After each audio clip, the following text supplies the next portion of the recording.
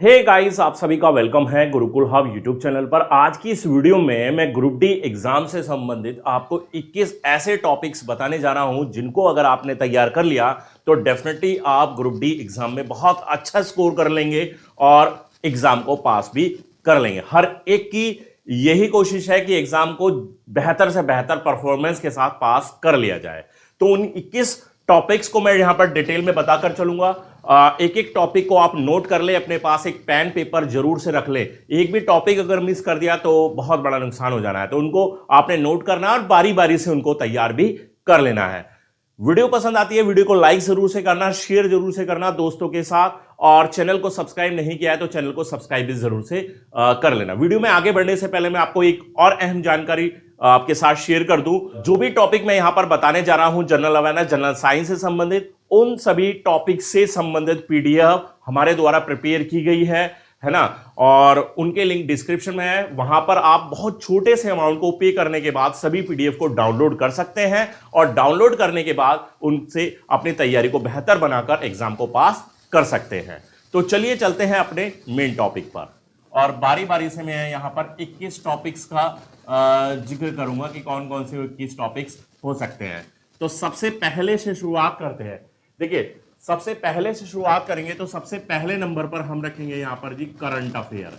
जी हाँ, current affair का एक बहुत ज्यादा अच्छा वेटेज है एग्जाम में। जैसे कि मैंने कल अपने लास्ट वीडियो बताया था कि 10 मार्क्स के 10 क्वेश्चन तो आपके करंट अफेयर के ही रहेंगे, और करंट अफेयर जो आपको तैयार करनी है पूरे 18 मंथ की, कम से कम 18 से 20 महीने की करंट अफेयर आपको तैयार करनी है। कब से कब तक वो भी मैं बता देता हूँ।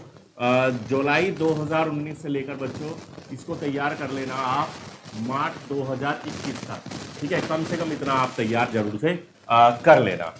ठीक है, उसके बाद दूसरे नंबर पर हम यहां पर लेंगे कि कोई भी कैपिटल है, ठीक है, country capital, capital and currency. ठीक है, कंट्री की कैपिटल और करेंसी से संबंधित सवाल पूछा जाता है, तो इसको भी पूरी तरह से हमें इंटररिलेट करके चलना है करंट अफेयर से। ठीक है, क्योंकि इतने सारे कंट्री हैं, उनकी कैपिटल्स हैं, उनकी करेंसी आप याद नहीं रख पाएंगे। तो उसका सबसे बेस्ट तरीका यही होता है कि जितने भी हमारे ऐसे देश हैं पिछले 1 से 1.5 साल के अंदर जिनके किसी भी राजनयिक ने, किसी भी उच्च अधिकारी ने, किसी भी उच्च पद पर आसीन व्यक्ति है, प्रेसिडेंट है वहां के, ठीक है, प्राइम मिनिस्टर है या वहां के फाइनेंस मिनिस्टर है, उसने भारत की यात्रा की, या भारत के किसी भी ऐसे व्यक्ति ने उस देश की यात्रा की है, तो उनकी कंट्री कैपिटल आप करेंसी जरूर से याद करके चले। साथ ही यहां पर तीसरे नंबर पर आप उनके president and PM, prime minister को भी तैयार करके चले। ठीक है, चौथा पॉइंट हमारा यहां पर रहेगा, और वो रहेगा स्टेट। हमारे जो स्टेट हैं, स्टेट कैपिटल,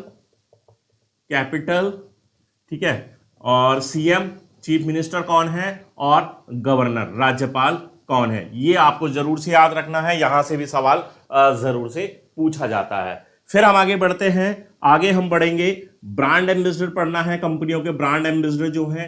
ठीक है, ब्रांड एम्बेसडर आपको पढ़ना है। छठे नंबर पर हमारा आता है सीईओ, चीफ एग्जीक्यूटिव ऑफिसर, कौन सी कंपनी के सीईओ कौन है। सातवें नंबर पर हम पढ़ेंगे यूएनओ से संबंधित जितनी भी संस्थाएं हैं, उन संस्थाओं का हेडक्वार्टर कहां पर है, कौन उसके अध्यक्ष है, प्रेसिडेंट है, कब उसकी स्थापना की गई, ठीक है, क्या कार्य है उसका, किससे संबंधित है। तो ये सारे पॉइंट आप यहां पर तैयार करके चलेंगे। ठीक है, आठवां पॉइंट आता है हमारे पास, वो आता है नेशनल पार्क से संबंधित, नेशनल पार्क।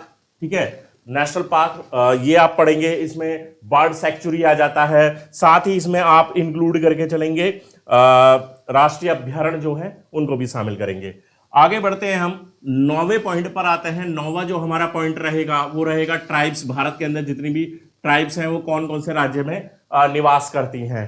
ठीक है, 10वां पॉइंट हो जाएगा फेस्टिवल, किस राज्य का कौन सा त्योहार है। ठीक है, 11वें पर आप फोक डांस को तैयार करेंगे, कौन से राज्य में किस प्रकार का कौन सा नृत्य पेश किया जाता है। जैसे चौपल्ली उत्तराखंड का है, ठीक है, तमाशा हम पढ़ते हैं वो आपका महाराष्ट्र का हो जाता है। ठीक है, इसी तरीके से आप याद रख के चलेंगे। नौटंकी उत्तर प्रदेश का हो जाता है। ठीक, फोक डांस हमने यहां पर पढ़ा। साथ ही आप यहां पर रिवर्स को पढ़ेंगे। रिवर्स को पढ़ते वक्त आपने उनके डैम जरूर से याद रखना है और कौन से परियोजना उस पर है, कौन से सिटीज उनके ऊपर कौन से सिटीज से होकर गुजरती है वो रिवर, आपको ये भी तैयार करके चलना है।